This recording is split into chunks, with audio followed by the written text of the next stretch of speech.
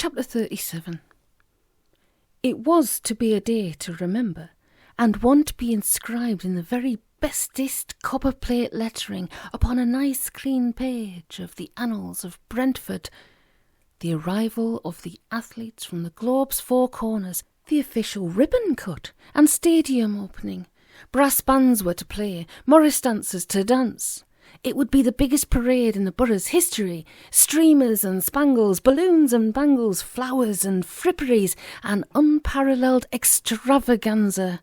Minions of the Town Council, all hearts of oak and double time, had been at work half the night, festooning the lampposts with bunting and flower garlands. The Boy Scouts and Girl Guides had been rehearsing their marching for weeks. The hot dog hucksters, souvenir programme sellers, ice cream vendors, Union Jack wallers, and general wide boys were already on their pitches. The good people of Brentford had declared the day an unofficial bank holiday and were preparing to line the streets. The mayoral limousine stood polished and waiting before the town hall, upon its gleaming bonnet the borough flag fluttering in the gentle breeze. The Brentford Olympic squad were bending their knees in the Memorial Park to the rallying cries of Father Moiety, and the sun was shining bravely in a sky that was rich and blue and cloudless. This was the big one, the biggest one that ever was. Jim Pooley sat up in bed, supported by several comfy pillows, perusing the latest batch of holiday brochures which had arrived with the morning post. Gammon cleared away the few sparse remnants of Jim's morning fry-up. "Will sir be requiring any coffee?" he asked. "Certainly," said Jim. "Cream and sugar." "Then sir knows where the kettle is and can make his own," said the Professor's retainer, taking up the tray. "And before sir says anything, the Professor suggests that sir gets on with weeding the west lawn." "But," said Jim, But, the Professor says that sir is swinging the lead," Gammon continued. "He says that he values my time at £10 a minute, and begs to inquire whether sir will be requiring my services any further this day." "Come on, Gammon, old buddy," crooned Jim. "I'm not up to any work just yet. I'm still in shock." Gammon took out his pocket watch and watched the second hand sweeping the face. "Will there be anything else, sir? Time is money, you know." "Certainly not, Gammon. You are dismissed. Depart in haste now. I shouldn't want to keep you from your work." "Very good, sir."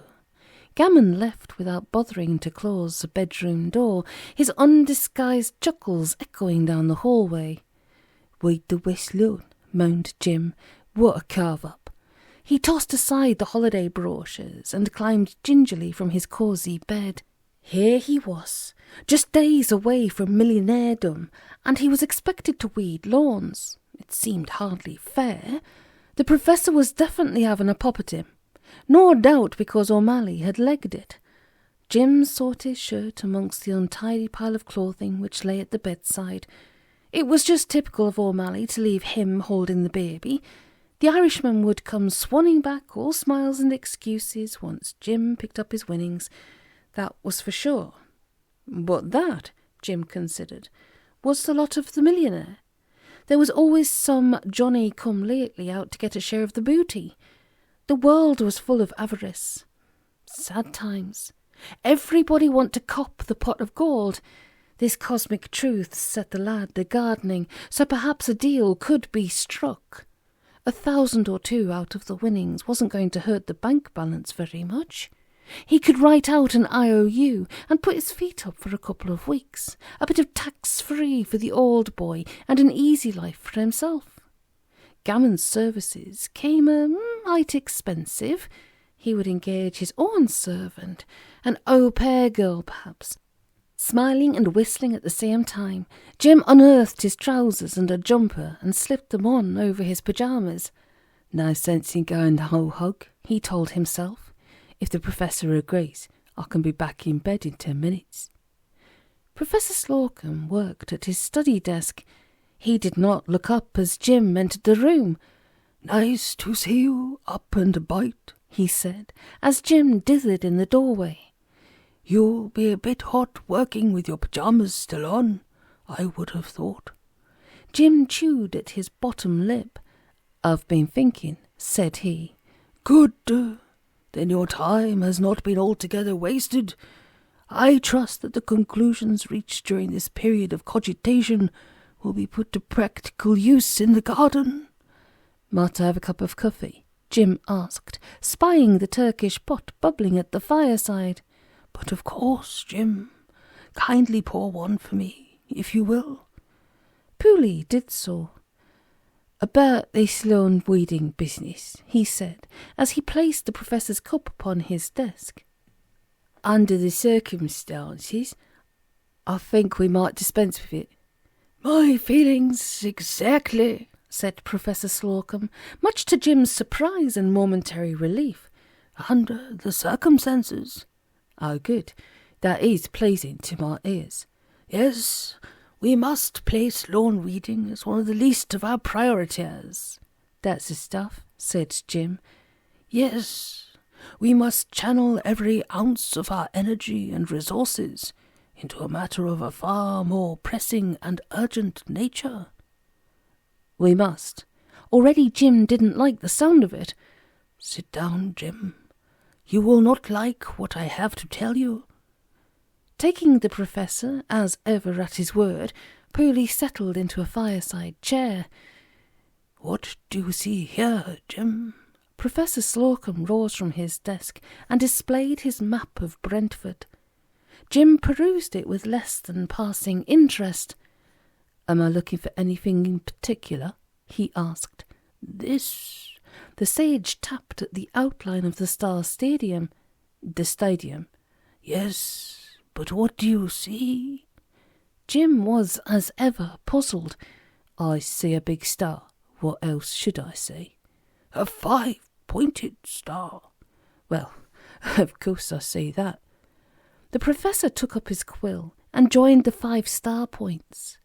"Now, what do you see?" A thingamajig. Penta thing." "Pentagram, Jim. An inverted pentagram." "Oh," said Pooley. He didn't know much about the occult, but anybody knew this much. "That's not good, is it?" "No, it is anything but. The inverted pentagram is the symbol of diabolism, the symbol of negative energy, negative force, all that is evil." Jim was unconvinced. "You see an inverted pentagram, Professor? The world sees an Olympic stadium." "I think there is a great deal more to it than that."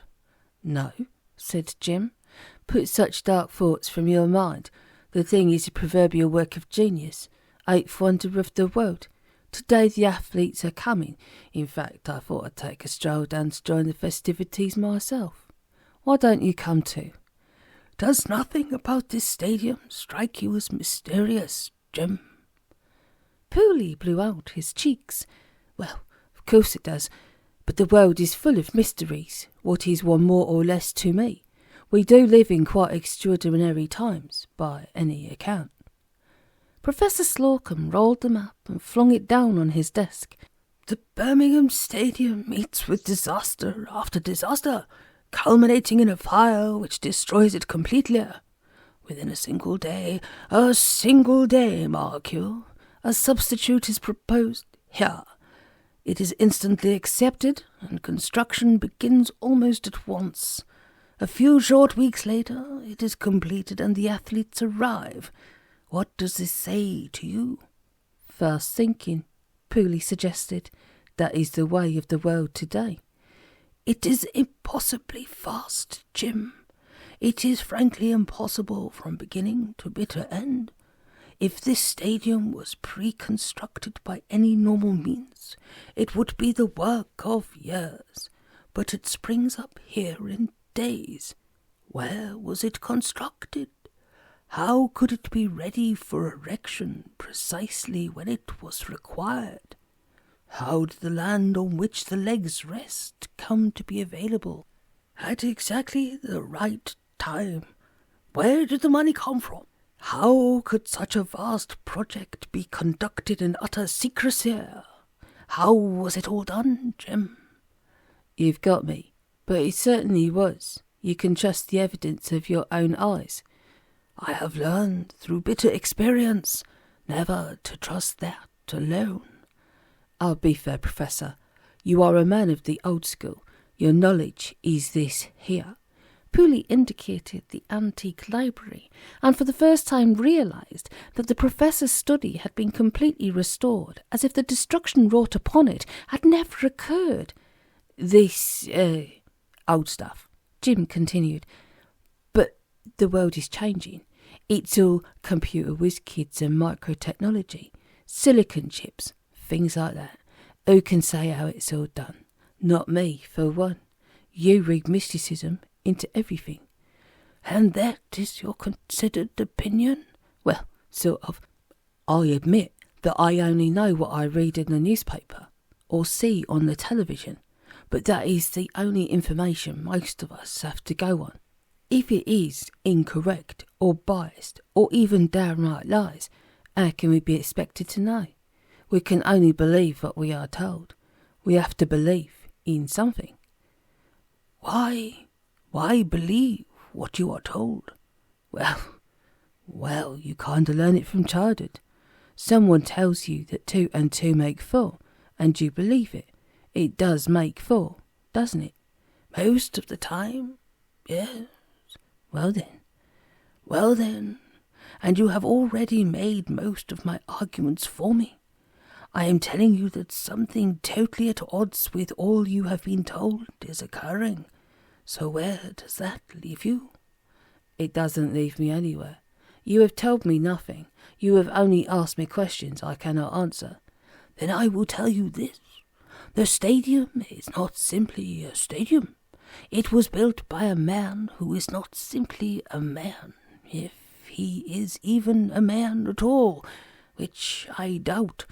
And this man, who is not a man, has... The Professor halted in his words and stared at Pooley with a look of deepest compassion. Yes, said Jim slowly. As what? Has murdered your dearest friend? Jim's jaw dropped. As what? He said in a voice hardly audible. Murdered John? What are you saying? I regret to say it. I would have given anything in my world not to say it.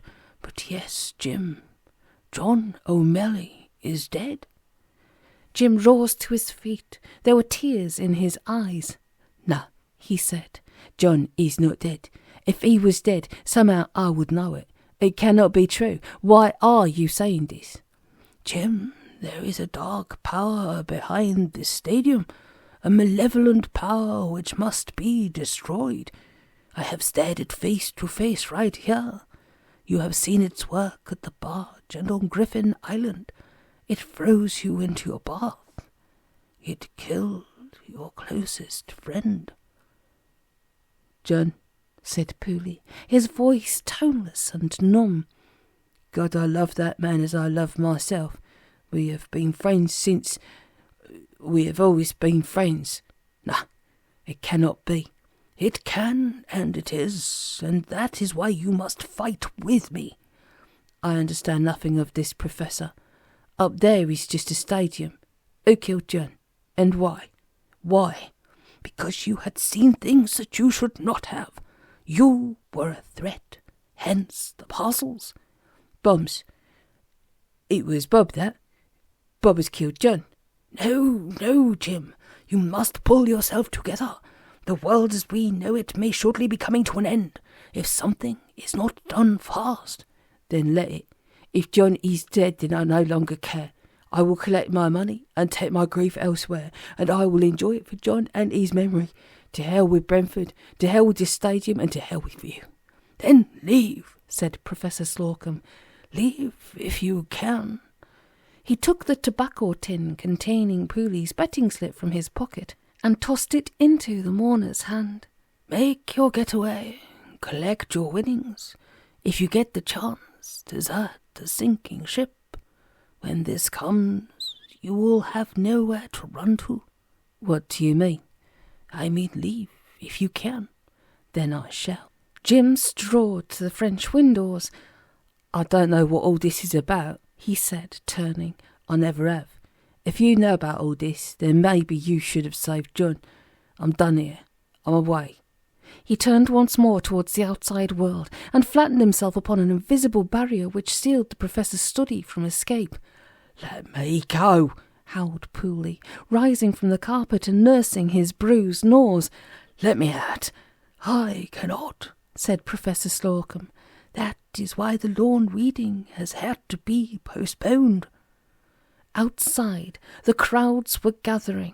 The Swan had opened somewhat earlier than is prescribed by law, and the patrons jostled on the pavement. Crowton, the pot-bellied potman, fresh from Strangeways, where he had learned the error of his ways, had been re-employed by Neville in desperation, after he had failed to track down Omally. Now he was dispensing drinks and failing to fill his pockets in the process. "Where are they, then?" asked old Pete, as the bands played, the Boy Scouts drilled, the Morris dancers danced, and the accordions and penny whistles did their bit to add to the general confusion. "Here comes the mayor!" shouted someone, and the crowd parted to admit the arrival of a big shining car. The mayor, clad in full regalia of office, clambered out. "Where are they?" he asked old Pete. "Damned if I know, your lordship," said the ancient, as his dog took a well-aimed pea at a mayoral mudguard. "Hot dogs, get your Olympic hot dogs while you're out." Shouts rang out amongst the joyful throng. Watches were being perused and doubts expressed. Perhaps they're not coming. Perhaps it's the wrong day. Perhaps. Young Master Robert entered the Flying Swan and approached the bar counter. "Where's that Irish barman?" he demanded. Neville did some pretty nifty thinking. "I sacked him," he said. "A spy from the rival brewery he was, so I threw him in no time. Why'd you ask?"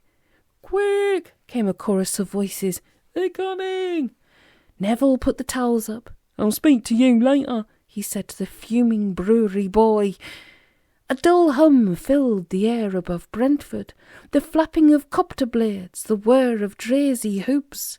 From the direction of Heathrow, a fleet of helicopters and dirigibles was approaching. A cheer went up from the assembled multitude beneath, a cheer which faded almost as quickly as it had begun. The crowds watched in silence as the flying machines drew nearer, passed overhead, and vanished into nothingness as they came in to land at the stadium far above. "They came in by air," said someone, and the carnival world that had been Brentford suddenly came apart at the seams. There was to be no golden jubilee, no big march past, no big welcome, no jamboree, no nothing. They came in by air. The borough had been betrayed. The crowd stood in embarrassed silence, and then melted away as if they had never been. The drinking men took themselves off to the pubs, the women folk to their unenlightened kitchens, the children, who had at least got a day off school, to joyful street corner gatherings. The mayor climbed back into his car and waved the chauffeur homeward. The copperplate letterist, poised over the Brentford annals, stuck his pen back in his pocket, drew up his invoice for waiting time in ballpoint pen, and went home. The bunting hung limp and meaningless.